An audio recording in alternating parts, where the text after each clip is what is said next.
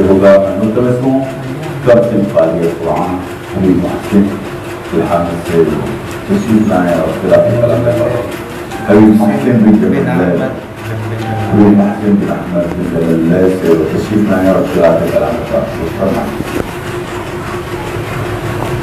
السلام علیکم ورحمۃ اللہ وبرکاتہ. وعلیکم السلام ورحمۃ اللہ وبرکاتہ. أعوذ بالله من الشيطان الرجيم. بسم الله الرحمن الرحيم. وإذ يرفع إبراهيم القواعد من البيت وإسماعيل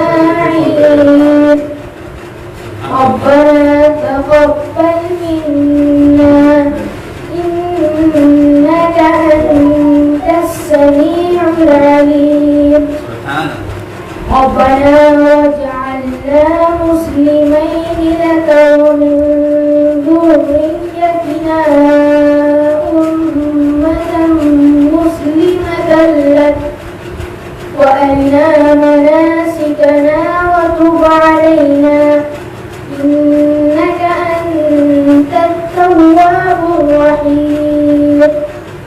صدق الله العظيم. سبحان اللہ سبحان اللہ. یہ تھے حبیب محسن بن احمد بن جبل اللہ جو قراءت کلام پاک پیش فرما رہے تھے. اب میں ملتمس ہوں محمد زبیر قادری شکاری سے وہ اپنے باری تعالیٰ پیش فرمائیں.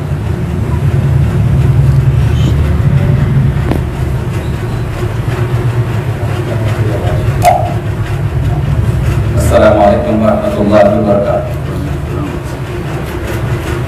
اپنی مالک کا میں نام لے کر بزم کی فتح کر رہا ہوں یا خدا پرورت میری تو تیری حمد و ثنا کر رہا ہوں. میں نے دنیا کا دیکھا نظارہ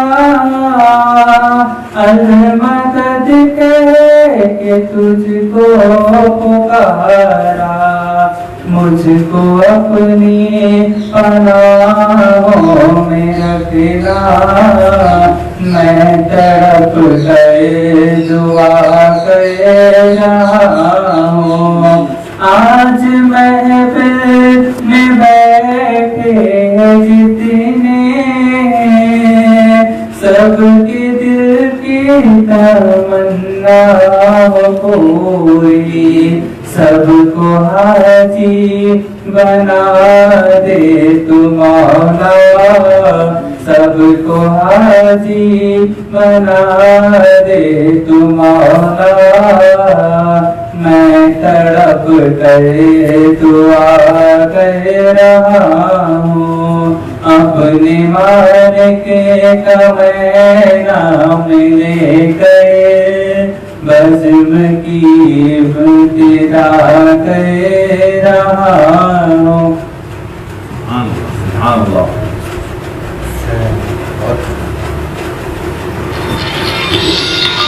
نعت شریف کی خدمت ہے.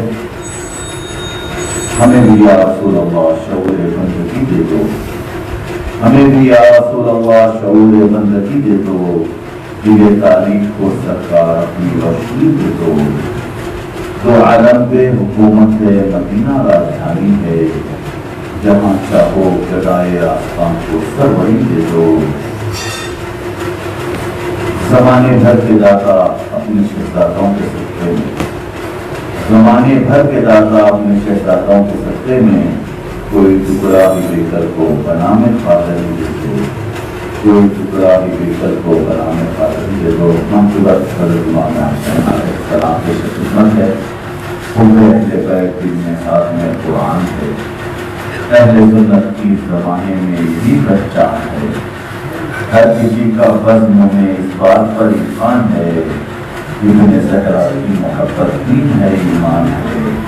ابن زہرا کی محبت دین و ایمان ہے، میرے آقا میرے مولا شبر و شفیع ہیں، میں گدائے در ہوں ان کا یہ میری پہچان ہے، ننھے اصغر کے گلے میں تیر ہونٹوں کا ہنسی، دیکھ کر منظر کو یہ چشم فلک حیران ہے، کربلا کے کرب کو سمجھے گا کیا کوئی بشر، کربلا کے کرب کو سمجھے گا کیا کوئی بشر، عابد بیمار ہے تنہائی ہے زندان ہے، عابد بیمار ہے تنہائی ہے زندان ہے، ہم تمہارے در سے اٹھ کے جائیں تو جائیں کہاں، ہم تمہارے در سے اٹھ کے جائیں تو جائیں کہاں، ہم فقیروں پر ازل سے آپ کا احسان ہے، ہم فقیروں پر ازل سے آپ کا احسان ہے۔ اور مسئلہ پیش ہے، زندگی کی تلخیوں سے کیسے گھبرائے حبیب، زندگی کی تلخیوں سے کیسے گھبرائے حبیب، ساتھ اس کے جب حسینی خون کا فیضان ہے، ساتھ اس کے جب حسینی خون کا فیضان ہے۔ اب میں مدرس ہوں محترم حبیب سہیل سعید علیہ السلام سے بات کرتا ہوں۔ الحمدللہ رب العالمین والصلاة والسلام علی سید الانبیاء واشرف المرسلین وعلى آله الطيبين الطاهرين وأصحابه الأكرمين الأفضلين أجمعين، أما بعد فأعوذ بالله من الشيطان الرجيم، بسم الله الرحمن الرحيم۔ معزز و مکرم حبائب و سادات و جميع حاضرین گرامی قدر، سامعین و ناظرین کرام، السلام علیکم ورحمۃ اللہ وبرکاتہ۔ گزشتہ درس ہم اذان اور اقامت کے بیان میں شروع کر چکے تھے اور اس کی فرائض اور شرائط کے بارے میں گفتگو جاری تھی۔ آج کا درس اذان اور اقامت کی سنتوں کے بارے میں ہے، جس کے ساتھ ہی اذان اور اقامت کا بیان اختتام کو پہنچے گا۔ مؤذن جو اذان دینے والا ہے اس کو مؤذن کہیں گے۔ مؤذن اذان دیتے وقت اپنی دونوں شہادت کی انگلیاں کان کے سوراخ میں ڈالے، نہ کہ اقامت میں۔ اقامت کہتے وقت وہ اپنے کان میں انگلیاں نہیں رکھے گا، بلکہ اذان دیتے وقت کان میں بس کان کے سوراخ میں تھوڑی سی انگلی ڈالا ہوا رکھے، اتنا زیادہ نہیں ڈالے گا کہ کان میں تکلیف ہو جائے، بس ادائے سنت کے طور پر تھوڑا سا انگلی کان کے سوراخ میں رہ جائے تو کافی ہو جائے۔ اذان اور اقامت کہنے والے کے لیے سنت ہے کہ وہ کھڑا رہے۔ اذان کے لیے بلند مقام پر کھڑے رہنا یہ بھی سنت ہے۔ اگر مسجد میں مینارہ نہ ہو تو مسجد کی چھت پر یا پھر اس کے دروازے پر کھڑے رہے اور اذان دے۔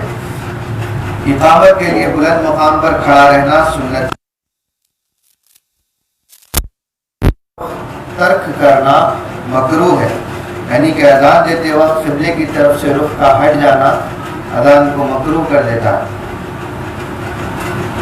حی علی الصلاۃ کہتے وقت گردن کو دائیں جانب اور اذان میں 2 مرتبہ اور اقامت میں 1 مرتبہ موڑا جائے گا۔ اسی طرح حی علی الفلاح کہتے ہوئے گردن کو بائیں جانب موڑے، لیکن سینے اور پاؤں کو قبلہ رخ میں رکھے۔ ہر ایک مرتبہ گردن کو قبلہ رخ سے جس قدر موڑنا ممکن ہو موڑے، تاکہ ایک جانب جس طرف موڑ رہے ہیں اس طرف جانب کا رخسار نظر آ سکے۔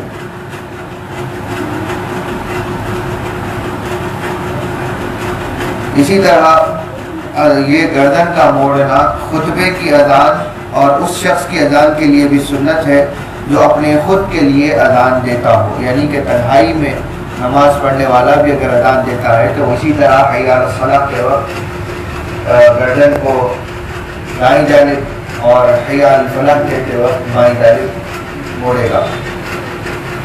اور صبح کی اذان کی تصویب میں یعنی کہ الصلاۃ خیر من النوم کہتے وقت گردن کو نہ دائیں موڑنا چاہیے نہ بائیں. منفرد کے لیے بھی خود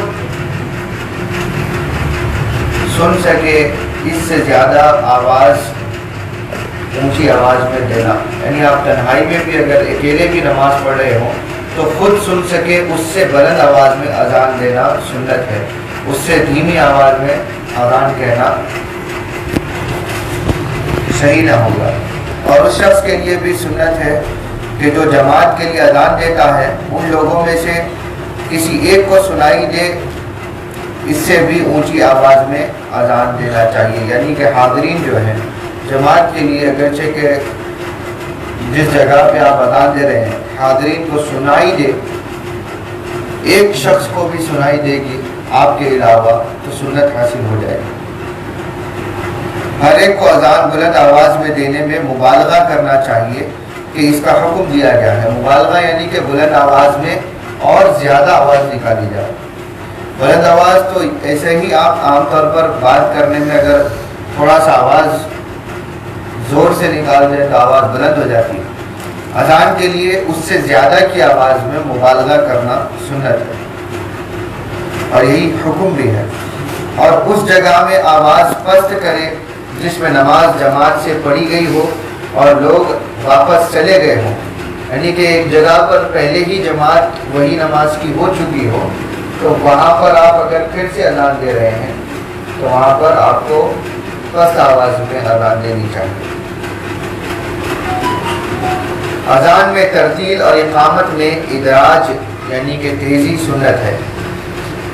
پہلی تکبیر کی را کو جزم سے پڑھ کر پڑھے، اگر جزم سے نہیں پڑھ سکا تو فصیح یہ ہے کہ پیش سے پڑھے، یعنی کہ اللہ اکبر یعنی اللہ اکبر میں را کو جزم ہو رہا ہے تو آپ پہلی تکبیر میں را کو جزم دیں، یہ صحیح طریقہ ہوگا. اگر نہیں تو اللہ اکبر یعنی کہ را کو پیش دے کر اللہ کے دوسری تکبیر کے لام جلالہ کے ساتھ ملا لیں گے. کوئی اور طریقے کی ان دو طریقوں کے علاوہ کوئی الگ طرز سے اذان نہیں دی جا سکتی، صحیح نہ ہوگا. اسی طرح محمد کی دال کو رسول اللہ کی راہ میں ادغام کرے کہ ادغام کو ترک کرنا لحن خفی ہے، یعنی کہ محمد رسول اللہ نہیں کہا جائے گا، محمد الرسول اللہ کہا جائے گا. اشہد ان محمد الرسول اللہ، اشہد ان محمد رسول اللہ نہیں کہا جائے گا. محمد کی دال رسول اللہ کی راہ میں ادغام کی جائے گی اور اس کو ملا کر پڑھا جائے گا. اس کے لحن کو توڑنا درست نہیں ہے. اور الصلاۃ کا جو لفظ ہے حی علی الصلاۃ نہیں کہا جائے گا، ہرچند کے وہاں پر بولتا ہے لیکن اس کو الصلاۃ پڑھیں گے، تا کو ہا کی آواز میں بدل دیا جائے گا، حی علی الصلاۃ. بعض لوگ اذان میں بھی حی علی الصلاۃ حی علی الصلاۃ کہہ دیتے ہیں، یہ غلط ہو جائے. حی علی الصلاۃ صحیح طریقہ یہ ہے. بے وضو شخص کم سن لڑکے اور فاسق کی اذان اور اقامت مکروہ ہے. بے وضو شخص کم سن لڑکا اور فاسق کی اذان، کم سن سے مراد اتنا کم سن ہو کہ اس کے پاس ابھی تمیز پیدا نہ ہوئی ہو، تو ایسے لڑکے کی اذان بھی فاسق مکروہ ہے. اور فاسق یعنی کہ شرابی وغیرہ اور دوسری طریقے کے ساتھ فسق و فجور، جوا بازی اور دیگر فسق کی حرکتیں کرنے والا ایسا شخص کی اذان اور اقامت دونوں ہی مکروہ ہیں. کمسن لڑکے اور فاسق کو اذان اور اقامت کہنے کے لیے مقرر کرنا صحیح نہیں ہے.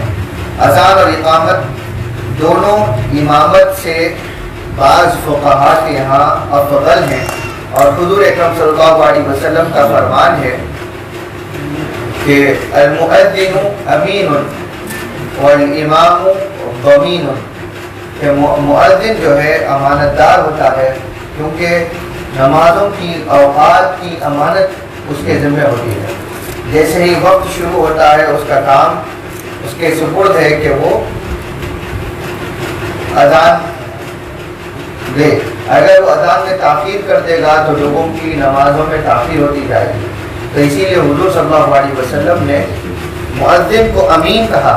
اور یہ حضور کے سب سے بنیادی صفات بشریت میں سے ایک صفت اہم ہے کہ جس کی بنیاد بوقت اعلان نبوت حضور صلی اللہ علیہ وسلم کو واقع ہوئی تھی. کہ سب نے حضور صلی اللہ علیہ وسلم کی اعلان نبوت سے پہلے جب حضور نے اپنی شخصیت کے بارے میں پوچھا تو کیا کہا تھا کہ آپ صادق ہیں اور امین ہیں. تو یہی صفت مؤذنین کو عطا ہوئی. حضور نے کہا کہ مؤذن امین ہوتے ہیں اور امام ضمین ہوتے ہیں, ضمانت ہوتی ہے.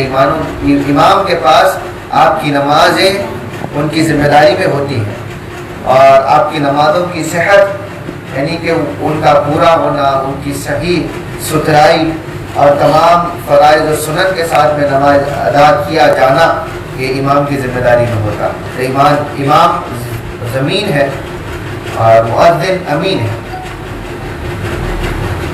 فون کو سائلنٹ کر لیں. مؤذن اور مقیم کہتے ہیں ایک تو ریسیڈنٹ کو جو رہائش والا ہو, اپنے وطن میں رہنے والا ہو, اپنے شہر میں رہنے والا ہو, جو سفر میں نہ ہو, اس کو مقیم کہیں گے. دوسرا مقیم کہتے ہیں اقامت دینے والے کو. تو مؤذن اور مقیم یعنی کہ اقامت کہنے والا عادل ہو یعنی کہ عدل اور انصاف پسند ہو, شہادت میں بلند اور خوش الحان ہو. تو یہ اہم اور ضروری ہے. مؤذن اور اقامت دینے والا عادل بھی ہو یعنی کہ عدل و انصاف والا ہو, اور شہادت میں بلند یعنی کہ گواہی اس کی مقبول ہو. عام لوگوں میں شرعی طور پر جو گواہی کے تقاضے ہیں گواہی دینے کے, تو وہ گواہی کے تقاضوں میں سب سے زیادہ معتبر شخص یعنی کہ اتنا سچا ہو ویسا شخص کو مؤذن بنایا تھا. آج کل کیا ہوتا ہے کہ مؤذن اب تو امام بھی ویسے ہی چنے جا رہے ہیں, لیکن مؤذن تو خاص طور پر کسی بھی اہل غیرے کو بنا دیا جاتا ہے. نہ وہ خوش الحان ہوتا ہے. خاص طور پہ یہ اہل سنت کے یہاں کمزوری پائی جاتی ہے کہ ان کے تقریباً اکثر فیصدی حصہ مؤذنین کا ایسا ہے کہ جن کے اذانوں کو سنو تو خوشی ہونے کی بجائے ڈر اور خوف ہوتا ہے. ایسی اذان ایسی آوازوں سے دیتے ہیں.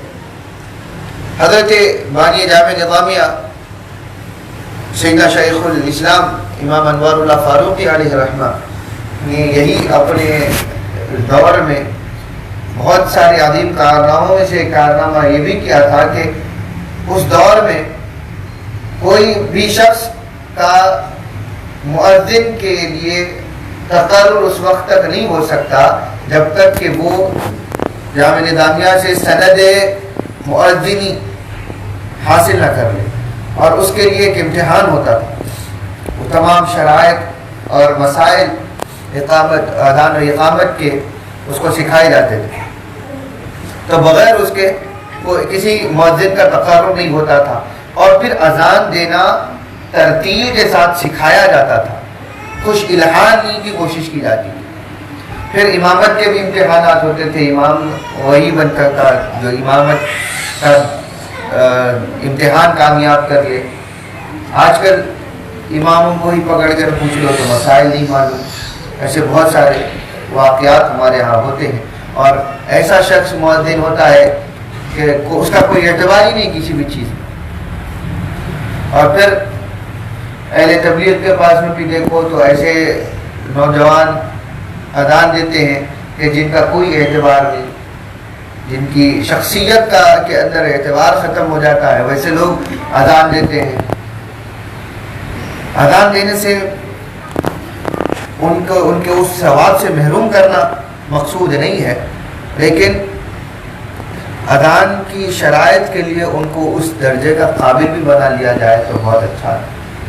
یہ سب سے اچھی چیز ہے, بجائے اس کے کہ کسی بھی انداز سے اذان ہو جاتی. ٹھہرتے ہیں لاؤڈ اسپیکرز میں، پہلے ہی بر صغیر میں اور خاص طور پہ ہمارے یہاں حالات ایسے ہیں کہ ہر چیز پر روک ٹوک لگنا شروع ہو گئی، ہر چیز پر لوگ بولنا شروع کر دیے۔ اذان ایسی الہام کے ساتھ جو ایسی آواز کے والوں کو رکھو کہ جب اذان کہی جائے تو لوگوں کے دل میں، جو پہلے تو خود مسلمان جو نماز سے بھاگ رہے ہو، کم سے کم اذان کی وہ الہام سن کے ان کے دل میں نماز کی طرف رغبت حاصل ہو۔ دوسرا، غیروں کے یہاں بھی ان کے دل میں بھی نرمی اور نمی پائی جائے اذان کے کلمات سے۔ تو ایسے اگر مؤذن ہوں گے تو وہ اذان بھی اثر کر دے گی، اذان بھی تبلیغ اور ترویج اسلام میں بہت بڑا کام دے گی، اور تو اس کی طرف غور کوئی نہیں کرتا، کیونکہ اچھی اذان والوں کو پیسے زیادہ دینا پڑے گا۔ مساجد کے ذمہ داران خاص طور پہ پیچھے بھاگتے ہیں، دوڑتے ہیں، جہاں چندوں کی بات آتی ہے تو وہاں تو نہیں رکتے، جتنا ہو سکے ڈالو کہتے ہیں، دینے کی بات آئے تو جتنا کم سے کم ہوتا ہے وہ دیتے ہیں، خدمت پوری لیتے ہیں، مؤذن کہہ کر رکھتے ہیں، ساری صفائی اور ہر قسم کے کام لے لیتے ہیں، چلو ٹھیک ہے لے رہے ہو تو ساتھ میں ان کو وہ درجہ بھی تو دو۔ حضور صلی اللہ علیہ وسلم نے ان کا ایک مقام مرتبہ بیان فرمایا خصوصیت کے ساتھ۔ تو یہ ساری چیزیں اور بھی سارے فضائل ہیں ان کے، ان کو اس مرتبوں کے ساتھ میں رکھا بھی جائے، ان کے بھی گھروں کا خیال کیا جائے تو بہتر ہوگا۔ تو پہلے تو یہ صفات ان کے اندر ایسے صفات والوں کو رکھا جائے۔ گواہی دینے کے لیے شرع میں جن صفات کی ضرورت ہے وہ صفات مؤذن اور مقیم میں پائی جائیں، یہ اہم ہے۔ حدث یعنی بے وضو کی حالت میں اذان دینا مکروہ ہے، اور جنابت یعنی غسل کی ضرورت میں شدید کراہت ہے۔ جس کو جنابت کی حالت میں ہو اور غسل واجب ہو، ایسی حالت میں اگر وہ اذان دے رہا ہے تو یہ شدید کراہت والی اذان ہے، اس کو اللہ اس کے رسول نہیں پسند فرماتے۔ بے وضو اذان دینا بھی مکروہ ہے، تو اس سے بھی بچا جائے۔ اذان کی حالت میں اگر حدث واقع ہو جائے، اذان دیتے ہوئے اگر وضو ٹوٹ جائے یا کوئی اور حدث واقع ہو جائے تو افضل یہ ہے، بہتر یہ ہے کہ اذان تکمیل کر لے، یعنی کہ چونکہ بے وضو ہو گیا تو اذان چھوڑ کر چلا نہ جائے، بلکہ اذان کو تکمیل کر لے، پھر اس کے بعد دوبارہ وضو یا جو بھی اس کو صفائی کی ضرورت ہے وہ صفائی حاصل کر لے۔ اقامت چونکہ نماز سے قریب تر ہوتی ہے، اس لیے حدث کی حالت میں اقامت کہنے میں شدید کراہت ہے، کیونکہ اقامت کے فوری بعد نماز جماعت کھڑی ہو جاتی ہے، تو لہذا جو بے وضو ہو یا اقامت دیتے دیتے وضو ٹوٹ جائے تو اس کے لیے لازم ہے کہ وہ پیچھے ہٹ جائے، کسی اور کو ٹھہرا دے۔ اذان دیتے وقت میں اس کو سہولت ہے کہ وہ نماز اذان کو پوری کر لے، اس کے بعد میں جا کر دوبارہ وضو کر لے۔ اور ایک مسجد میں دو مؤذنوں کا تقرر کرنا بھی سنت ہے، یعنی کہ ہر ایک مسجد میں دو مؤذن کا تقرر کیا جائے تو یہ بھی سنت ہے۔ ایک ہی مؤذن کے اوپر ڈال کر چھوڑ دیتے ہیں، کبھی کچھ ضروری چیزیں بھی ہوتی ہیں مؤذنین کے لیے تو وہ اس کے لیے بھی چلے جائیں تو بڑی آفت ہو جاتی ہے، اور مساجد کے لوگ جو سردار ہیں جنہوں نے غلامی کے لیے رکھا ہے مؤذنین کو، بھڑک پڑتے ہیں، تو یہ سب غلط باتیں۔ مؤذن کبھی چلا جائے تو اس کے لیے کوئی اس کا قائم مقام دوسرا مؤذن بھی ہو، یہ تقرر رہنا ضروری ہے۔ سنت ہے کہ اذان دینے کے بعد مقام اذان سے مقام اقامت پر آئے، یعنی کہ اذان دینے کی جگہ سے اقامت کی جگہ پر آ جائے اور اذان اور اقامت کے درمیان اتنی دیر بیٹھے کہ لوگ جمع ہو جائیں، سوائے مغرب کے، کیونکہ مغرب کی اذان اور اقامت کے درمیان نہایت تھوڑا ہی فصل کیا جائے، اس لیے کہ مغرب کا وقت تنگ ہوتا ہے۔ مؤذن کی اذان اور مقیم کی اقامت سننے والے کے لیے یہ بھی سنت ہے کہ اذان و اقامت کے الفاظ دہرائے، جو کوئی اذان اور اقامت سن رہا ہے اس سننے والے کے اوپر بھی یہ سنت ہے کہ وہ اذان کے کلمات کو دہرائے گا. حی علتین جس کو کہتے ہیں، حی علتین تصویب اور کلمات اقامت کے سوا تمام کلمات اذان و اقامت دہرائے جائیں گے. اب حی علتین کیا ہے؟ حی علی الصلاح اور حی علی الفلاح کو حی علتین کہتے ہیں. ان کلمات کو دہرایا نہیں جائے گا، نہ اذان میں نہ اقامت میں. یعنی اذان دینے والا جب کہے گا تو سننے والا اس کو دہرائے گا نہیں. اللہ اکبر اگر مؤذن کہتا ہے اللہ اکبر کہے تو آپ بھی اللہ اکبر کہیں. وہ اشہد ان لا الہ الا اللہ کہے آپ بھی اشہد ان لا الہ الا اللہ دہرائیں. اشہد ان محمد رسول اللہ کہے گا آپ بھی اشہد ان محمد رسول اللہ. حی علی الصلاح اور حی علی الفلاح پر پہنچے گا تو وہاں پر اس کے جواب میں آپ لا حول ولا قوت الا باللہ کہیں گے. تصویب یعنی کہ الصلاۃ خیر من النوم جو فجر کی نماز میں فجر کی اذان میں کہی جاتی ہے، اس کے جواب میں یہ کہا جائے گا کہ صدقت و بررت. صدقت و بررت الصلاۃ خیر من النوم کا جواب ہوگا. الصلاۃ خیر من النوم کی آواز سن کر آپ بھی الصلاۃ خیر من النوم نہیں کہیں گے، صدقت و بررت یہ جواب دیں گے. کلمات اقامت یعنی کہ قد قامت الصلاۃ اس کو کلمات اقامت کہتے ہیں. تو جب آپ یہ مقیم کو یعنی اقامت دینے والے کو قد قامت الصلاۃ کہتے ہوئے سنیں گے تو اس کے جواب میں یہ کہیں گے کہ اقامها اللہ و ادامها وجعلنی من صالحی اہلها. یا اقامها اللہ کہہ دینا بھی کافی ہے، لیکن اقامها اللہ و ادامها وجعلنی من صالحی اہلها یہ کہنا سنت ہے. اذان و اقامت کے درمیان دعا کرنا مسنون ہے، اس سے کوئی خلل واقع نہیں ہوتا. اور اس دعا میں تاکید یہ ہے کہ دنیا اور آخرت میں عافیت مانگی جائے. یعنی اذان سے اقامت کے درمیان کا جو وقت ہوتا ہے اس وقت میں دنیا اور آخرت کی بھلائی مانگی جائے. اذان اور اقامت کے درمیان جو دعا کی جاتی ہے وہ کبھی مسترد نہیں ہوتی، مقبول ہوتی ہے. اذان ہونے کے بعد نماز پڑھنے سے پیشتر بغیر کسی عذر کے مسجد سے باہر جانا مکروہ ہے. آپ مسجد کے اندر ہی تھے، اذان ہوئی تو نماز پڑھنے سے پہلے اگر آپ مسجد سے باہر نکل رہے ہیں تو یہ مکروہ ہے. نماز کے علاوہ بھی بعض مواقع پر اذان دینا سنت ہے. اس شخص کے کان میں اذان دینا سنت ہے جو نہایت ہی غصہ یا غم یا شرارت کی حالت میں ہو. اس سے اس کا غصہ اور غم اور شرارت کم ہو جاتی ہے. شرارت کی حالت میں جانور کے کان میں بھی اذان دی جا سکتی ہے، یہ بھی سنت ہے. فوج کے حملہ آور ہونے کے وقت بھی اذان دینا سنت ہے.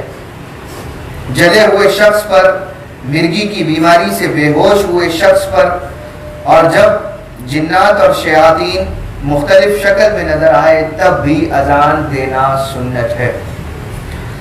ان اسماء کی تلاوت سے جو وہ جانتے ہیں جن سے ان کا شر دفع ہو جاتا ہے، یہ صحیح حدیث میں مروی ہے کہ ایسا عمل کیا جائے. یعنی کہ جنات اور شیاطین ان کلمات سے واقف ہیں، ان اسماء سے ان کا شر دور ہو جاتا ہے. اسی طرح شر کبھی بچوں میں پیدا ہوتا ہے، بچوں کی شرارت کے ذریعے سے پیدا ہوتا ہے، تو ان کے کان میں بھی اذان دینے سے وہ شرارت دفع ہو جاتی ہے. نوزائیدہ بچہ یعنی کہ نومولود کے داہنے کان میں اذان اور بائیں کان میں اقامت کہنا سنت ہے تاکہ پہلی آواز جو نوزائیدہ بچہ کے کانوں میں پہنچے وہ اللہ تعالیٰ کا ذکر ہو. مسافر کے سفر پر روانہ ہونے کے بعد اذان اور اقامت کہنا بھی سنت ہے. میت کے قبر میں اتارنے کے وقت اذان دینا سنت نہیں ہے. علامہ ابن حجر نے سنت نہیں ہے، اگر کوئی اذان دے تو برا بھی نہیں، لیکن اس کو سنت کا درجے میں داخل نہ کیا جائے. ہر چند کے اس کے اوپر اختلاف ہے. اور علامہ ابن حجر عسقلانی الشافعی رحمہ اللہ نے کہا کہ میں نے اس مسئلے کی تردید، یعنی کہ اذان میت کی قبر میں اذان دینے کو سنت ثابت کرنے کی بحث، اس کی تردید شرح العباب ان کی ایک کتاب ہے جس میں تفصیل سے اس کے سنت ہونے پر آپ نے اس بات کیا ہے. تو اس دلیل ان کے دلائل کے اعتبار سے اور دیگر شوافع فقہا کے دلائل کے اعتبار سے قبر میں اذان دینا سنت بھی ہے. اختلافی مسئلہ ہے، دی جائے یا نہ دی جائے تو اس میں قباحت کوئی نہیں، گناہ کوئی نہیں. اعتماد اس پر ہے کہ ان سب مواقع پر اذان دینے والا مرد ہو، اور علامہ شوبری نے کہا کہ نومولود کے کان میں اذان دینے کے لیے مرد کا ہونا شرط نہیں ہے، یہ اذان دایا بھی دے سکتی ہے. اب اذان کے بعد جو ہے نا مؤذن اور مقیم اقامت کہنے والے اور سامع، یعنی وہ شخص جو جس نے اذان سنی ہے، چاہے وہ شخص بغیر ارادے کے ساتھ ہی سن رہا ہو، اور مستمع یعنی کہ وہ شخص جو ارادے کے ساتھ سنے، یہ سب کے لیے مسنون ہے کہ اذان اور اقامت کے بعد حضور اکرم صلی اللہ علیہ وسلم پر درود و سلام بھیجے اور یہ دعا پڑھے: اللہم رب هذه الدعوة التامة والصلاة القائمة آت سیدنا محمد الوسیلة والفضیلة والدرجة الرفیعة وابعثه مقاما محمودا الذي وعدته وارزقنا شفاعته يوم القيامة إنك لا تخلف الميعاد. اس کے علاوہ ایک اور دعا بھی منقول ہے کہ وابعثه مقاما محمودا الذي وعدته کے بعد وأوردنا حوضه واسقنا من يده الشريفة شربة هنيئة مريئة لا نظمأ بعدها أبدا یا ارحم الراحمین، یہ کلمات کے ساتھ بھی دعا منقول ہے، لیکن جو پہلے آپ کو سنائی گئی وہ عام طور پر رائج ہے. مغرب کی اذان کے بعد یہ پڑھنا سنت ہے: اللہم ھذا اقبال لیلک وادبار نہارک واصوات دعائک فاغفر لی. اور اقامت سے پہلے حضور اکرم صلی اللہ علیہ وسلم پر درود و سلام بھیجنا سنت ہے، جیسا کہ شوافع کے یہاں عام طور پر یہ عمل پہلے تو بہت ہی پابندی کے ساتھ کہا جا سکتا ہے کہ کیا جاتا تھا. ابھی چونکہ وہ فرضیت اور واجب نہیں ہے تو اکثر لوگ چھوڑ دیتے ہیں، جبکہ ایسا کرنا خلاف سنت بھی ہے. تو ہمارے ہاں اقامت کہنے سے پہلے اور اذان کہنے سے پہلے بھی الحمدللہ رب العالمین اللہم صلی علی سیدنا محمد وعلی آل سیدنا محمد ورضی اللہ تعالی عن اصحاب رسول اللہ اجمعین، یہ کلمات کہے جاتے ہیں اور اس کو کہنا سنت ہے. تو یہ سنن میں داخل ہے، سنن سے خارج بھی نہیں. اور اذان و اقامت کے بعد محمد الرسول اللہ صلی اللہ علیہ وسلم کہنا سنت ہے، یعنی کہ محمد الرسول اللہ کہنا سنت ہے. علامہ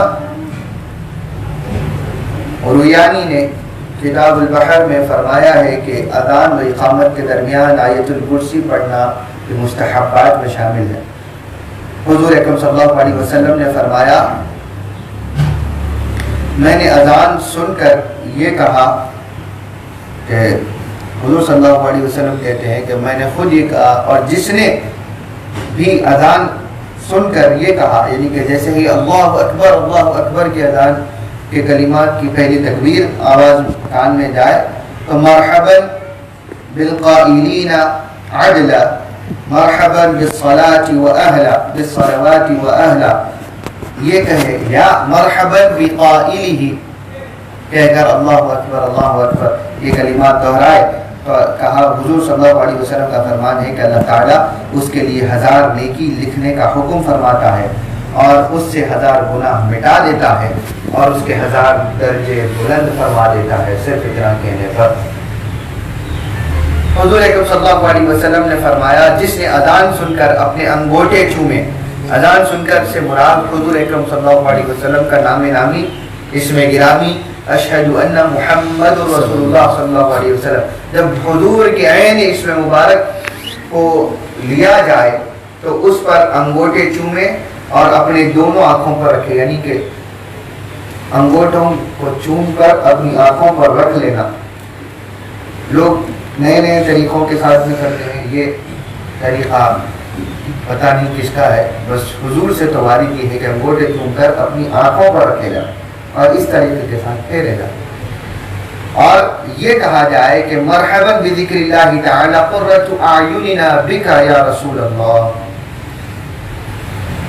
کہ ہم اللہ تعالیٰ کے ذکر کو آپ یعنی خوش آمدید کہتے ہوئے یہ کہہ رہے ہیں کہ ہمارے آنکھوں کی ٹھنڈک آپ کے ذکر سے ہے یا رسول اللہ۔ یہ سنت ہے اور یہ حدیث میں وارد ہے۔ اور ایک اور دیگر روایات میں اور جو حبائب السادہ کا بھی عمل ہے کہ اذان جب شروع ہوتی ہے تو مرحبا بقائلہ اللہ اکبر اللہ اکبر، جیسے ہی پہلی تکبیر ہوتی ہے اس کے ساتھ ہی یہ جواب حبائب عمل رہا، اکابرین کا سلف کا عمل رہا۔ اور جو ہی حضور اکرم صلی اللہ علیہ وسلم کے اسم گرامی اور حضور کی رسالت نبوت کی شہادت ہوتی ہے، اشہد ان محمد رسول اللہ کہتے وقت انگوٹھے چوم کر آنکھوں پر پھیرتے ہوئے یہ کہتے ہیں کہ مرحبا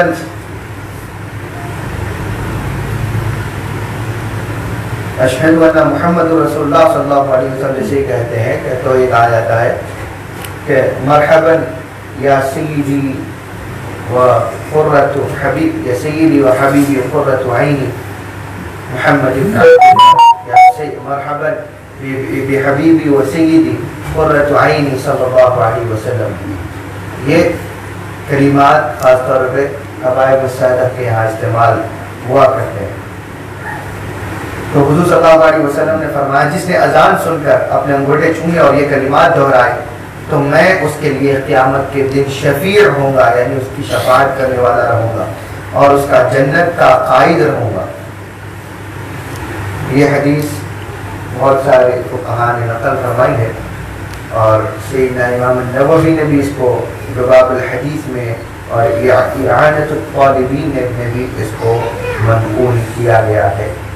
تو یہ چیزیں کوئی بدعات نہیں ہیں، خاص طور پہ وہ ہمارے حاضرین میں سے وہ بچے جو جوان ہیں، بڑے ہیں، یہ چیزوں کو اچھا گوش گزار رکھیں کہ ہر موقع پر آپ کو نئی نئی باتیں سنائی جاتی ہیں اور یہ چیزوں سے دور کیا جاتا ہے۔ حضور اکرم صلی اللہ علیہ وسلم کے نام مبارکہ سن کر انگوٹھے چومنے اور آنکھوں کے اوپر رکھنے کا عمل حضرت سیدنا صدیق اکبر رضی اللہ عنہ کی سنت بھی ہے، دیگر صحابہ کی سنت ہے، اور حضور صلی اللہ علیہ وسلم سے بھی یہ عمل نقل شدہ ہے اور اس کی روایات کثرت کے ساتھ میں وارد ہوئی ہیں، کوئی ایک دو نہیں ہے۔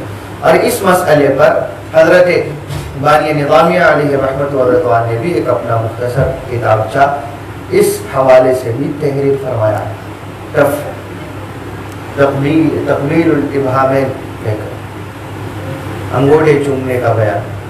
تو وہ یہ ساری چیزیں سنتیں نہیں، لوگ اس کو بدعت کہہ کر آپ کو حضور اکرم صلی اللہ علیہ وسلم کی عظمت، حضور اکرم صلی اللہ علیہ وسلم کی اہمیت اور ان کے اس مقام و مرتبہ کو کہ جو ایک ایمان والا اپنے دل پہ رکھتا ہے اس سے دور کر کے آپ کو ایمان کو کمزور، بلکہ آپ کو ایک نام کا مسلمان، صرف زبانی مسلمان بنا کر رکھنا چاہتے ہیں۔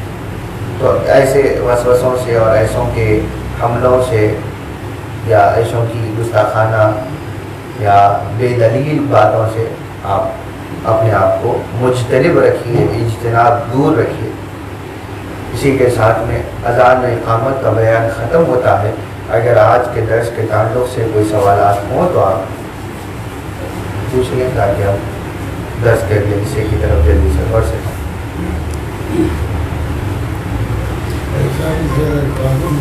مسجد کی آواز سن لیجیے. گھر میں اگر سننے نماز پڑھ رہے ہیں تو وہ آزاد سے پڑھ سکتے یا آزاد دے کے نماز پڑھنا ضروری ہے؟ چونکہ یہ بیان ہم پچھلی مرتبہ بھی ذکر کر چکے تھے، لیکن آپ کے لیے پھر سے یہ بات کہ مسجد اگر گھر کے قریب واقع ہو، آپ نے اس کی اذان سن لی ہے تو لفظ اذان ہر مسلمان اس خطے کے مسلمانوں کے سر سے ثابت ہو جاتی ہے. اذان نہ دینے پر پوچھ نہیں ہوگی. ایک اذان اور بلندی کے ساتھ آواز کے ساتھ ہو جانے پر اب آپ نے اس کو سن لی، لیکن آپ اس مقام پر نہیں پہنچے، آپ تنہائی نماز پڑھ رہے ہیں، تو آپ کے لیے سنت عین ہے کہ آپ تنہائی میں نماز پڑھ رہے ہیں، اسی لیے آپ اپنے لیے اذان پھر سے کہیں. کیونکہ وہ جو اذان ہو رہی ہے وہ اذان جماعت کے طلب میں ہے، لوگوں کو نماز کی طرف بلانے کے لیے ہے، اپنے مقام پر جہاں پر جس مسجد سے دی جا رہی ہے اس مسجد میں اس خطے میں بلانے کے لیے، اور ساتھ ہی ساتھ لوگوں کو وقت کے شروع ہو جانے کی اطلاع دینے کے لیے. پہلے تو اطلاع وقت کے شروع ہوتے ہی اذان دی جاتی تھی. آج کل چونکہ ہر جگہ مسجد ہے، پہلے اتنی مسجدیں کثرت سے ہوتی نہیں تھی، اور ہر جگہ اپنا اپنا وقت الگ ہے، تو سب نے اذان کے تبدیلی کر دی، اور ہر جگہ نماز کے 15 یا 20 منٹ پہلے یا کسی کے پاس آدھا گھنٹہ پہلے اذان دی جاتی ہے. تو ہر کوئی اپنی مسجد کے اوقات کو بتانے کے لیے اس اعتبار سے اذان دیتا، جماعت کے وقت سے اذان دیتا. تو آپ اگر جماعت کے ساتھ پڑھ رہے ہیں تو وہ مسجد کی اذان سن کر آپ تشریف لے جائیں. اگر آپ تنہا پڑھ رہے ہیں، جماعت کا قصد نہیں ہے، یا کسی اور جگہ تنہائی الگ جماعت بنا رہے ہیں، تو وہاں پر سنت عینی ہے کہ آپ اذان دے لیں. نہ دیں تو آپ کے لیے گناہ نہیں ہے، لیکن خاص طور پر منفرد پڑھنے والے کے لیے تو اذان سنت عین ہو جاتی ہے. وہاں پر سنت کو چھوڑنے کا ذمہ اس کے سر پر ہوگا. آفس میں ہمارے آفس کے بعد میں مسجد ہے، لیکن اس کی اذان تو سن کے ہم لوگ اٹھتے ہیں، لیکن جماعت وہاں جا کے نہیں پڑھ سکتی. ہمارے پاس نماز گاہ ہے، وہاں پر جا کے نماز ادا کرتے ہیں. تو ایسی صورت میں کیا کرنا چاہیے؟ ایسی صورت میں آپ اپنی نماز گاہ میں اذان دے سکتے ہیں اتنی آواز کے ساتھ کہ اذان دینے والے کے علاوہ کوئی ایک فرد بھی اگر سن لے تو اذان موجود کوئی اور شخص بھی سن لے تو اذان کا حکم پورا ہوتا. اگر آفس میں اذان دینے پر زیادہ ہی ممنوع ہو، یا کوئی اور مقام ہو کہ جہاں پر اذان دینے میں کوئی دوسری سبب بن سکتا ہو، کوئی اور تکلیف کا، تو وہاں پر اذان نہ دینا بھی کافی ہے. یا ایسی صورت میں کم سے کم خود کو سنے آئے اس سے تھوڑی سی آواز بلند کر کے اذان دینا، تاکہ تکلیف بھی نہ ہو اور اذان بھی پوری ہو جائے، تو یہ بھی کافی ہو جائے.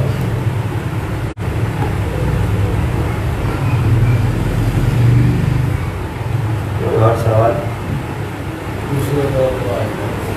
جی جی تو ٹھیک ہے. پچھلے درس میں کبریت الاحمر والاکسیر الاکبر کا بیان سیدنا امام العیدروس الاکبر نے حقیقت توحید عند صوفیہ کی جو فصل قائم کی تھی، ہم نے اس پر بڑی ہی شرح و بسط کے ساتھ اور زیادہ تفاصیل اور زیادہ مثالوں میں جائے بغیر ہم نے اس کو تفہیم کے لیے قدر ضروری باتیں ذکر کر دی. آج فصل تقوی کا بیان ہے. فرماتے ہیں فضل التقوی، فصل فی فضل التقوی، عنوان قائم کر کے لکھا ہے کہ فضیلت تقوی کے بیان میں. تقوی کا آپ نام بہت سنتے ہیں، لیکن تقوی ہے کیا؟ تقوی نام ہے تمام حبیب صاحب اگر سامنے آ جائے تو آپ کے چہرے کو دیکھیں. تو تقویٰ کہتے ہیں خوف خدا کو. تقویٰ کو آپ کوئی ایسا لفظ نہ سمجھیں جو آپ کی عقل میں سمجھ میں نہ آ سکے. ایسا کوئی لفظ ہے کہ جس کو آپ اگر آپ کہیں کہ کوئی بڑوں کی بات ہے یا بہت زیادہ ہی کوئی بزرگان دین کی بات ہے, ہمارے لیے کچھ بھی نہیں ہے, تو یہ غلط ہے. تقویٰ خوف خدا کو کہتے ہیں. جس قدر بھی ہو خوف خدا, وہ تقوی کا اتنا ہی درجہ ہے. کسی کے پاس تھوڑا سا ہے خدا کا خوف تو اس کا تقویٰ اتنا ہے. جس کے پاس جتنا خوف خدا زیادہ ہے اس کا تقویٰ اتنا بلند ہے. تو تقویٰ کہتے ہیں خوف خدا رکھنے کو. اعلم ان تقوى الله هي التي عليها مدار السعادة الذي لا يصح البناء إلا به في جميع العادات وكل السعادات محلها العاقبة. فرماتے ہیں سیدنا حبیب عبداللہ بن ابی بکر العیدروس کہ یہ بات جان لیں, اپنے علم میں رکھیں کہ اللہ تعالیٰ کے تقویٰ سے مراد یہ ہے کہ خوف اللہ کا ایسا ہو کہ جس کے اوپر آپ کی ہر خوشی اور آپ کی ہر کام کا, ہر فعل کا دار و مدار ہو. علیہ مدار السعادہ, آپ کی ہر خوشی, آپ کے ہر ارادہ, اس کا مدار اسی پہ ہو کہ کہیں اللہ اس بات سے خوش ہوگا یا نہیں ہوگا. جو کچھ آپ کر رہے ہیں کہیں اللہ ناراض ہے یا نہیں ہے. اس سے اللہ ناراض تو نہیں ہوتا ہے. آپ اتنی فکر کر لیں, یہی تقویٰ ہے. آپ ہر کام میں اتنا سوچ لیں کہ میں جو کر رہا ہوں یہ اللہ کو خوش کرنے والا ہے یا اللہ کو ناراض کرنے والا ہے. اگر اللہ کو ناراض کرنے والا ہے یہ سوچ کر آپ اس عمل سے دور رہ رہے ہیں تو یہ آپ کا تقویٰ ہے. اللہ کو ناراض کرنے والا ہے معلوم رکھ کر بھی آپ عمل کر رہے ہیں تو دل اللہ تعالیٰ کے خوف سے خالی ہو جاتا ہے. جس کے دل میں اللہ کا خوف نہ ہو اس کا دل اللہ تعالیٰ کی قربت کے لیے, اللہ تعالیٰ کی رضا, اللہ تعالیٰ کی خوشی کے لیے کبھی قبول نہیں کیا جاتا. اور کہا کہ کوئی کام صحیح نہیں ہے جب تک کہ ہر اس عادت, ہر اس کام کا دار و مدار تقویٰ پر نہ ہو. اگر خدا کے خوف نہ ہو تو وہ کوئی عمل بھی صحیح نہیں ہے. ہر عمل کی صحائی, سچائی اور اس کی سعادت, اس کی برکت اسی میں ہے کہ جب آپ خدا سے ڈرتے ہوئے صحیح عمل کرتے رہیں. ڈرتے اسی لیے رہیں کہ کہیں غلط عمل نہ ہو جائے, کہیں کوئی کام غلط نہ ہو جائے کہ جس کے ذریعے سے اللہ تعالی ہم سے ناراض ہو جائے. وقد قال اللہ تعالی وَكُلُّ سَعَادَاتِ مَحَلُّهَا الْعَاقِبَةُ, اور کہا کہ ہر خوشی کا محل, ہر سعادت کا محل آخرت ہے. یعنی کہ آپ دنیاوی خوشی طلب نہ کریں, خدائی خوف اختیار کریے. آپ اس کے ذریعے سے اللہ تعالیٰ کی آخرت کی نعمتیں طلب کریں کہ میں یہ کر رہا ہوں, اس کے ذریعے سے میں آخرت طلب کر رہا ہوں, کہ میں اللہ تعالیٰ کا خوف اسی لیے کر رہا ہوں کہ اللہ تعالیٰ آخرت میں مجھے اس کا نفع دے, اللہ تعالیٰ آخرت کی خوشیاں عطا فرمائے. جیسا کہ اللہ تعالیٰ نے فرمایا وقد قال اللہ تعالی والعاقبۃ للمتقین, آخرت جو ہے اس کی بھلائی, اس کی خیر, آخرت کی خیر صرف متقین کے لیے ہے. متقین کون؟ اللہ سے خوف رکھنے والوں کے لیے.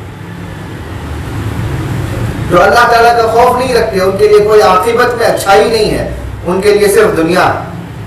اور جو اللہ تعالیٰ کا خوف کر لیں ان کے لیے لہم البشریٰ فی الحیات الدنیا وفی الآخرہ, ان کے لیے دنیا کی زندگی میں بھی خوشیاں ہیں, بشارتیں ہیں, اور آخرت کی بھی زندگی میں بشارتیں.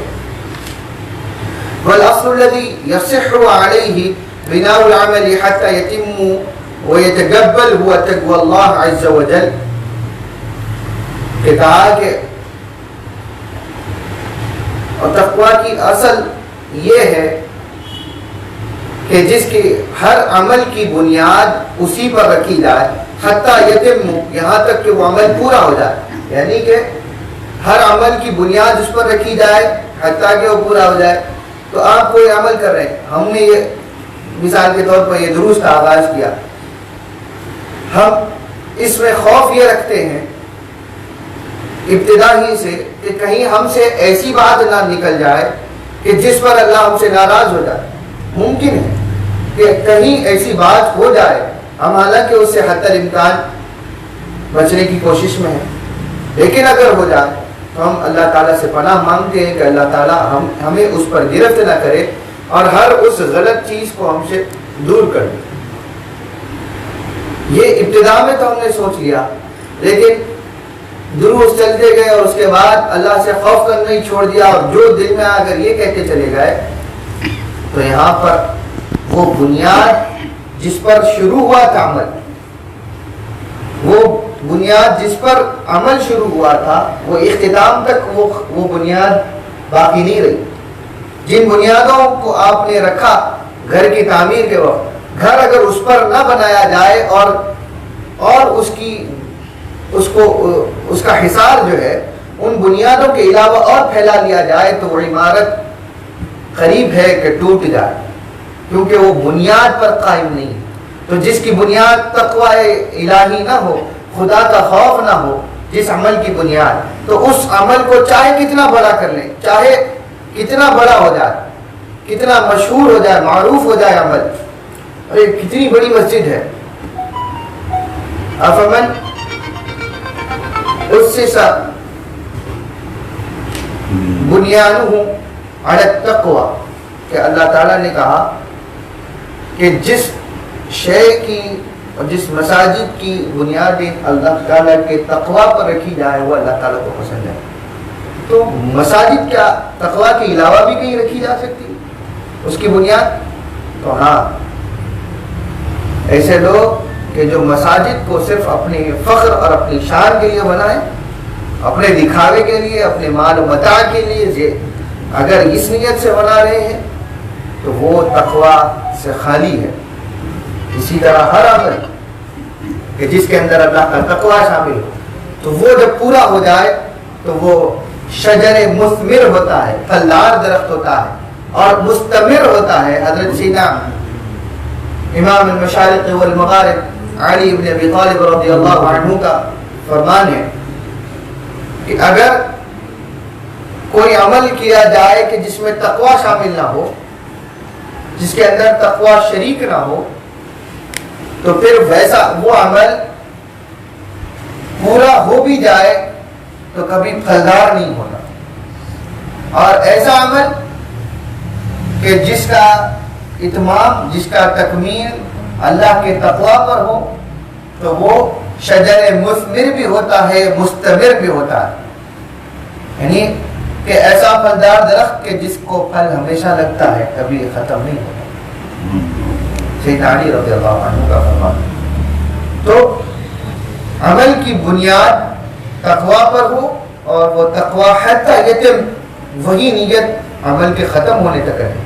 نماز شروع کر رہے ہیں اللہ سے ڈرتے ہوئے، لیکن دوران نماز اللہ سے خوف ختم ہو گیا اور جیسے چاہے وہ کرنا شروع کر دیا اور جو چاہے وہ سوچنا شروع کر دیا نمازوں میں، پھر وہ نماز عبادت۔ تو اللہ کا خوف ہمیشہ شامل رہے۔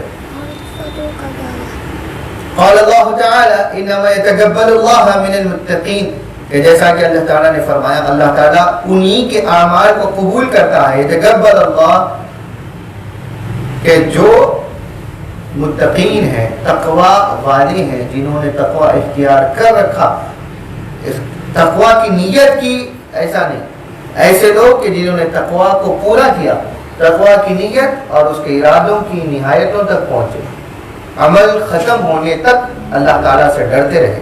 وقال العلماء بالله العارفون وجميع الصوفية الأصل المذكور المعبر عنه بالتقوى هو الأصل الذي لا ينهدم عليه البناء على تعبد الدهور، إذا هو أصل الدين الذي صاحبه لا يزال يرتقي في رياض الأسرار والنعيم ويرتقي في مراقي الشرف في عالم الجلالة فی عالم الجلالہ فرمایا کہ علماء باللہ اہل اللہ کے یہاں، علماء تصوف، علماء متقین کے یہاں، جن کو اللہ تعالیٰ نے شریعت کے علوم کے علاوہ اپنی ذات و صفات کا علم عطا فرمایا، جس کو اللہ تعالیٰ نے اپنی خصوصی معرفت عطا فرمائی، وہ علماء عارف، ان کا فرمان یہ ہے، انہوں نے یہ کہا، اور تمام ہی تقریباً مشائخین کا یہ قول ہے کہ تقوی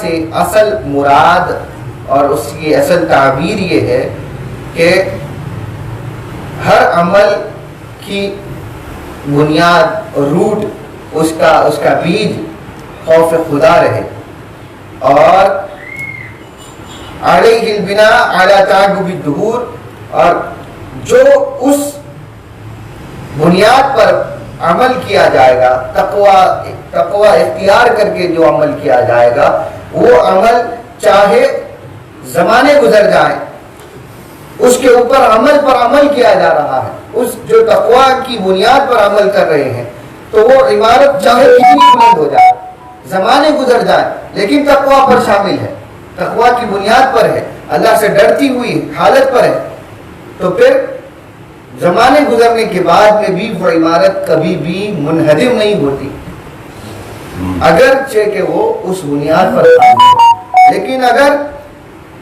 وہ کہیں عمل کرتے کرتے کرتے آگے کسی زمانے میں تقوی کو چھوڑ بیٹھے تو وہ ساری عمارت گر جاتی ہے، جو وہ ابتدا سے کرتے ہوئے۔ ابتدا میں جو عمل آپ نے اللہ سے ڈرتے ہوئے کیا، وہ بھی عمل ختم ہو جائے گا اگر اللہ کا خوف چھوڑ دیا جائے۔ اذا هو اصل الدین، اذ هو اصل الدین الذي صاحبه لا يزال، اگر وہ عمل دین کی بنیاد پر شامل ہے اور اس کا کرنے والا کبھی بھی زائل نہیں ہوتا، کبھی بھی زوال کا شکار نہیں ہوتا، اللہ تعالیٰ اس کو ترقی دیتا ہے۔ یرتقی فی ریاض الاسرار، وہ اسرار کے باغوں میں سیر کرتا ہے، اللہ تعالیٰ کے رازوں کے عالم میں، اللہ تعالیٰ کی خصوصی وادیوں میں، اللہ تعالیٰ کے تقرب میں اللہ تعالیٰ کا قریب تر ہوتا چلا جاتا ہے۔ اللہ تعالیٰ اس کو اپنا علم عطا فرماتے ہیں، اللہ تعالیٰ اس کو اپنا راز عطا فرماتے ہیں، ایسوں کو کہ جن کا عمل اللہ تعالیٰ کے خوف پر شامل رہتا ہے۔ والنعیم ویرتقی فی مراغی الشرف فی عالم الجلالہ، اور ایسا شخص عمل کرتا ہوا، عالم اسرار کی سیر کرتا ہوا، عالم جلالہ اللہ تعالیٰ کی حضور میں پہنچتا ہے، جہاں پر اللہ تعالیٰ کی نعمتیں اور اللہ تعالیٰ کی خصوصی انوار کی بارش اس کے قلب پر ہوتی ہے، جہاں پہ اللہ تعالیٰ اپنے تقرب میں رکھتا ہے، وہ وہاں پر بھی تقوی پر اللہ تعالیٰ کا خوف رکھنے والا بندہ رہتا ہے۔ وہ خوف اس کا ترقی کرتا ہوا، جس خوف میں شروع کیا تھا عمل، بنیادی طور پر تو بچہ تھا، شروع کیا اس خوف سے کہ اللہ تعالیٰ عذاب دے گا اگر نماز نہیں پڑھوں گا، اسی خوف میں عمل کرتا گیا، عمل میں ترقی ہوتے ہوتے اس کے تقوی میں بھی ترقی ہو کہ وہ یہ سوچے کہ ابھی یہ آگے بات آئے گی قناعتوں کی انشاءاللہ آئندہ دروس میں، تو اور اس کا مفہوم واضح ہو جائے گا کہ وہ ترقی کیسے ہوتی ہے، کہ بندہ بنیادی تقوی کی نیت سے ترقی پاتا ہے، اور اتنا کہ جب اللہ تعالیٰ کے قریب پہنچتا چلا جاتا ہے تو وہ خود اللہ تعالیٰ کی قربت میں پہنچنے کے بعد اس کو خوف ہوتا ہے کہ کہیں اگر ایسا عمل کر دوں کہ اللہ تعالیٰ کو ناپسند ہو تو یہ جو اتنا نزدیک ہوں اس سے، کہیں یہ نزدیکی ختم نہ ہو جائے، کہیں یہ نزدیکی دوری میں تبدیل نہ ہو جائے۔ پھر نزدیکی کے بعد ہر نزدیک کو اللہ تعالیٰ اپنے خصوصی جلوے نہیں عطا فرماتے، کسی کو اپنے خصوصی جلووں سے آشنائی دیتا ہے، تو جب اس کا ایک خصوصی رنگ ظاہر ہوتا ہے، خصوصی صفت ظاہر ہوتی ہے، تو اب یہ نعمت آ گئی، تو اب یہاں پر پھر تقوی میں ترقی ہو جاتی ہے۔ اب اس کو یہ خوف ہوتا ہے اب وہ دور ہونے سے کا خوف چھوڑ دیتا ہے. اب اس کو خوف یہ ہوتا ہے کہ کہیں جو راز اس نے دیا, جو اس کا جلوہ مجھے عطا ہوا, کہیں یہ جلوے کی حالت سے مجھے دور نہ کر دیا جائے, پھر یہ جلوے مجھ سے چھین نہ لیے جائیں, پھر کہیں میں عام کی صفوں میں نہ ڈھکل دیا جاؤں. تو وہ خوف اس کا, یعنی بنا جو ہے کہ اللہ کا خوف, وہ ہمیشہ شامل ہے. اب یہ نہیں ہوتا کہ یہاں پر وہ یہ سمجھے کہ اگر میں عمل نہیں کروں گا تو لوگ مجھے ایسا سمجھیں گے, اگر میں ایسا نہیں کروں گا تو لوگ مجھے ایسا نہیں سمجھیں گے, طرف مجھے فلاں نہیں سمجھیں گے, فلاں درجے کا نہیں سمجھیں گے.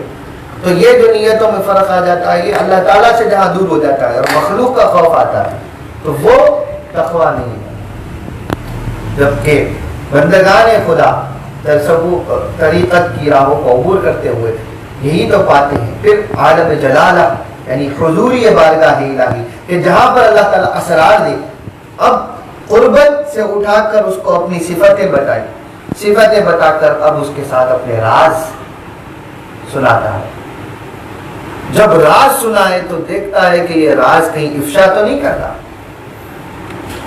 اب وہاں یہ خوف ہو جائے بندے کو کہ کہیں اس عالم حضوری اور عالم جلالت کے جہاں پر ہمیشہ جب چاہوں رب کی بارگاہ میں حاضر رہتا ہوں, تو یہ حالت کہیں چھین نہ لی جائے, یہ خوف شامل ہو جائے.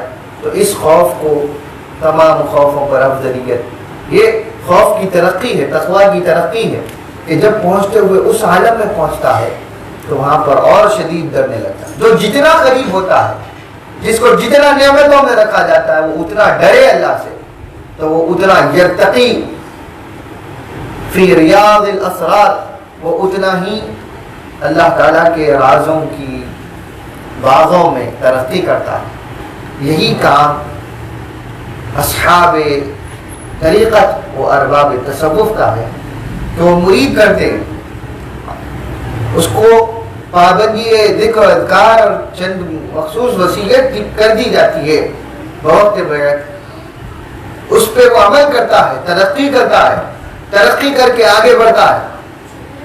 جب اس کے اندر کے ایمان کو ٹٹولتے ہیں اور اس کے درجات کو دیکھتے ہیں اصحاب طریقت, مرشدین, پیران کرام, تو اس کو اس عموم کی صف سے اٹھا کر تھوڑا سا اگلی صف میں بڑھا دیتے ہیں, تھوڑا سا قریب بیٹھنے لگتا ہے. اس کی صف پیچھے سے تھوڑی اگلی ہو جاتی, اگلی سے اگلی ہوتی چلی جاتی. اسی طرح وہ عین نگاہوں کے سامنے بیٹھنے لگتا ہے. اب وہاں اگر وہ پیر سے بے خوف ہو جائے کہ ہاں بھائی اب تو میں بہت قریب والا ہوں, میں کچھ بھی کروں مجھے کیا, تو وہیں اس کو دھتکار دیا جاتا ہے, وہیں اس کو دور کر دیا جاتا ہے سب سے. یہ ان کا کرنا اس بارگاہ کی طرف مماثلت ہے کہ دیکھو اگر تم یہیں ایسا ثابت قدمی نہیں دکھا سکتے تو اس کی بارگاہ میں کیسے کرے. وہاں پر بھی جاؤ گے تو ہماری قربت پہ پہنچ کر بے خوف ہو جاؤ گے, اور مخلوق, ہماری مخلوق کے ساتھ پھر جیسا چاہے ویسا عمل کرنے لگ جاؤ گے. تو یہ بھی نہیں پسند ہے ہمیں, تم ہمیشہ ہمارے خوف میں رہو. یہاں پیر پہلے اپنے خوف کے ذریعے سے خدائی خوف کی طرف ترقی دیتا ہے, پھر اپنی قربت دیتا ہے. وہ قربت کے خوف کا خوف رہے مرید کو ہمیشہ. اب تو اور ہی زیادہ, کہیں میں بیٹھنے میں بھی ایسا ویسا ہو گیا تو کہیں پیر سے دور نہ ہو جاؤں کہ ان کو پسند نہ ہے بیٹھنا, تو کہہ دیں کہ یہ صحیح نہیں بیٹھتا ہے, اس کو آئندہ سے سامنے نہ بٹھایا جائے. ارے اتنی بات نہ پسند آئے, بیٹھنے کا طرز ڈھنگ نہ سمجھ آئے تو دور کر دے, نگاہوں کی بے ادبی دیکھ لے تو دور کر دے, زبان کی درازی دیکھ لے تو دور کر دے. یہ تمام چیزیں کیا ہے, قربتوں کے اور تقویٰ کے لیولز ہیں. اگر آپ اس کو ہر دائم, اگر آپ کے عمل کی بنیاد جہاں خوف سے خالی ہو جائے گی وہاں کچھ نہیں بچتا, اور یہ خوف بغیر محبت نہیں آ سکتا. اب اس کی گفتگو آگے جب ہوگی, آگے درس میں آپ کو اس اور مزید وضاحت کے ساتھ سمجھ آئے گا کہ پھر یہ محبت کے ساتھ کیسا تعلق ہے. تو یہ ہر چیز آپس میں ایک دوسرے کے ساتھ لنکڈ ہے, کڑی ہے آپس میں, زنجیر, ایک اور دوسرے کے ساتھ میں تعلق ہے. اگر اس کو تعلق میں نہ رکھا جائے تو زنجیر کی ایک کڑی دوسری کڑی کے ساتھ میں کوئی متعلق ہی نہیں رہتی. تو جہاں اس تعلق کو چھوڑ دیا جاتا ہے وہاں سب کچھ ختم ہو جاتا ہے۔ محبت، ادب اور اس میں تقویٰ، یہ بنیادیں ہیں۔ پیر کے ساتھ محبت، اس کا ادب، اس ادب میں خوف یہ کہ کہیں وہ ناراض نہ ہو، آپ کو بارگاہ خداوندی کی قربت میں لے جاتا ہے کہ اللہ سے محبت، اس کی بارگاہ کا ادب اور اس کا خوف کہ کہیں کسی عمل سے وہ ناراض نہ ہو جائے۔ دل نہیں بول رہا، ایسے ہی چلتے چلتے پتھر پھینک دیے، راستے میں گر گیا۔ اب جس کو خوف اور محبت ہوگی وہ یہ دیکھے گا کہ کہیں اس کی کوئی مخلوق چلے اس راستے سے اور اس کو میرا پھینکا ہوا پتھر چبھ جائے اور اللہ کو وہ ادا نہ پسند آئے تو پھر یہ میرے لیے خسارہ ہے۔ وہ سوچ کر پہلے ہی عمل کرنے سے پہلے بات آ جاتا ہے کہ کوئی ایک معمولی ایک مثال دے رہا ہوں، ایسے ہی کوئی عمل ہو، راستے سے گزر رہے ہیں، کوئی پتھر دیکھا، جیسا کہ حضور صلی اللہ علیہ وسلم کا فرمان بھی ہے، ایمان کے درجات کو بیان فرماتے ہوئے حضور نے فرمایا، بخاری مسلم کی متفق علیہ حدیث، کہ وہ ادناہا، ایمان کا سب سے ادنا درجہ یہ ہے، وہ اماطۃ الاذی عن الطریق، کہ کوئی اذیت والی چیز اگر راستے میں دیکھے تو اس کو دور کر دے گا، چبھنے والی چیز ہو یا کوئی ایسی چیز ہو کہ جو کسی کو تکلیف دے سکتی ہے تو اس کا راستے سے ہٹا دینا ایمان کے الایمان سبعین و اکثر شعبتاً یا سبعون و اکثر شعبتاً، ایمان 70 سے زائد ایمان کی شاخیں ہیں اور اس کے سب سے ادنا شاخ یہ ہے، اس کا سب سے ادنا درجہ یہ ہے کہ کسی کی تکلیف کو راستے سے بھی دور کر دینا۔ بخاری مسلم کی روایت ہے۔ تو سب سے ادنا درجہ یہ ہے کہ آپ کیا سوچ کر دور کر رہے ہیں کہ اللہ کی کوئی مخلوق کو تکلیف نہ ہو، کہ ایمان کا درجہ بھی ہے۔ تو آپ ایسے ہی ہر کام میں وہی کروں گا تو فلاں کو تکلیف ہو جائے گی، کسی اللہ کا مخلوق، آپ یہ نہ سوچئے کہ میرا دشمن ہے یا میرا دوست ہے، اللہ کی مخلوق ہے، اس کو تکلیف ہوگی تو کہیں اللہ ناراض نہ ہو، اس کی ناراضگی، ہاں جس دائروں کے اندر اللہ نے آپ کو انصاف کرنے کا حکم دیا ہے، اس دائرے کے اندر اگر آپ کوئی انصاف کر رہے ہیں تو یہ صحیح ہوگا، اس پر آپ کو پوچھ نہیں ہے۔ لیکن آپ اس سے بڑھ کر اگر کوئی معاملہ کر رہے ہیں، ساتھ میں آپ نے کسی نے آپ کے ساتھ برا کیا، آپ اس کو اس سے زیادہ اس کے ساتھ برا کر دیں تو وہ اللہ کی نظر میں اچھا ہو جائے گا، آپ برے ہو جائے گا۔ حالانکہ آپ یہ کہیں گے کہ میں تو بدلہ لے رہا ہوں، قصاص تو جائز ہے، آپ یہ کہیں گے اس نے مجھے تکلیف دی، اتنا تکلیف دینا جائز ہے، یہ کہیں گے تو پھر اگر آپ نے اس نے آپ کو جتنی تکلیف دی اس سے بڑھ کر اس کو اگر تکلیف ہو گئی تو یہاں پر اللہ آپ سے ناراض ہو جائے گا، اس سے راضی ہو جائے گا۔ ہر چیز میں اللہ کی ناراضگی، تقویٰ، اللہ کے خوف کو پیش نظر رکھیں گے تو ایمان بھی ترقی پاتا ہے، عمل بھی صالح ہوتا چلا جاتا ہے اور درجات بلند ہوتے چلے جاتے ہیں۔ اللہ کی رضامندی، اللہ تعالیٰ کی خوشی، اللہ تعالیٰ کی غربت، ہر اللہ کی نعمت اس بندے پر سب سے زیادہ ہوتی ہے جو جتنا اللہ تعالیٰ سے زیادہ ڈرتا ہے۔ اِنَّ أَكْرَمَكُمْ عِنْدَ اللَّهِ أَتْقَاكُمْ، اللہ تعالیٰ کے پاس سب سے زیادہ مکرم، سب سے زیادہ عزت والا وہ شخص ہے کہ جو سب سے زیادہ اللہ سے ڈرنے والا۔ تم میں سے جس کو اللہ تعالیٰ سے زیادہ خوف ہو اللہ کا تو وہ اللہ تعالیٰ کے پاس اتنا ہی زیادہ معزز ہے۔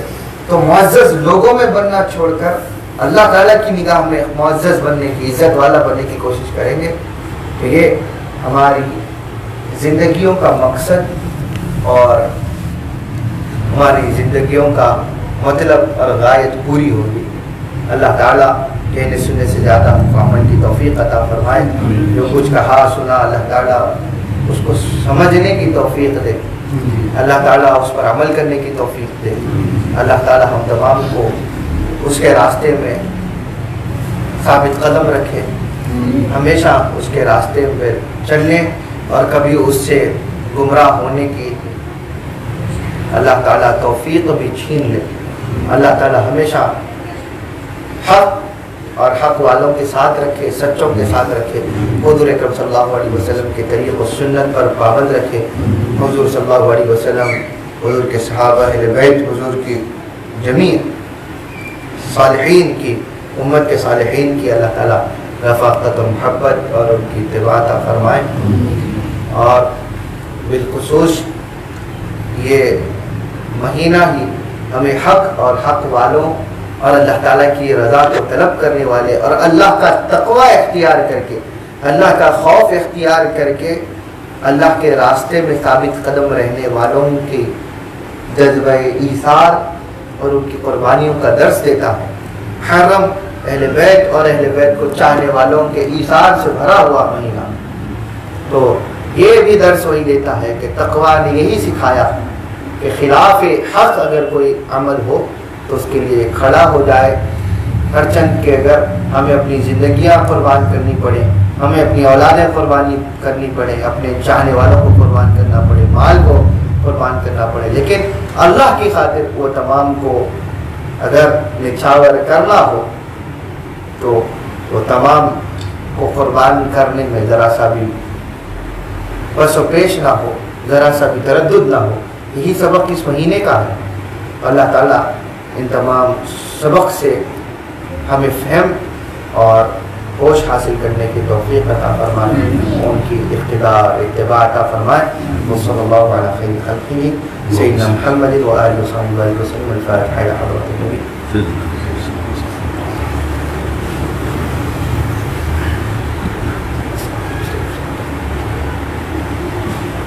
آمین آمین آمین آمین. اللهم آمین. اللهم جمعنا هذا بما المرحوم وعلى تفرقنا بما تفرق المعصوم ولا تدع فينا ولا منا ولا معنا ولا من أمة سيدنا محمد شقيا ولا محروما. ربنا آتنا في الدنيا حسنة وفي الآخرة حسنة وقنا عذاب النار. وصلى الله على النبي الأمجد ورسولنا سعد سيدنا محمد وآله وصحبه وسلم. الحمد لله رب العالمين.